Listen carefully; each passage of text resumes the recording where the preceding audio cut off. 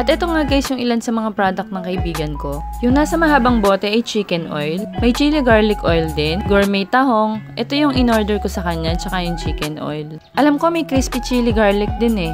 And last is chicken pastil na famous dish ng mga Muslim. Pinalevel up lang nila at nilagay nila sa bote. Tingnan mo naman yung mukha ni Wino, ngiting nakabenta ng marami. Yung link ng page nila nilagay ko sa comment section. Kaya kung gusto nyong umorder ay click nyo lang yun at mag-message na kayo sa page nila. So ayun, after nga ng bentahan ay nabitin kami sa pulutan kaya naman umorder kami nitong garlic mushroom eme at nakadalwa kami ito worth 249 pesos. Cheesy corn na nakadalwa din kami worth 199 pesos.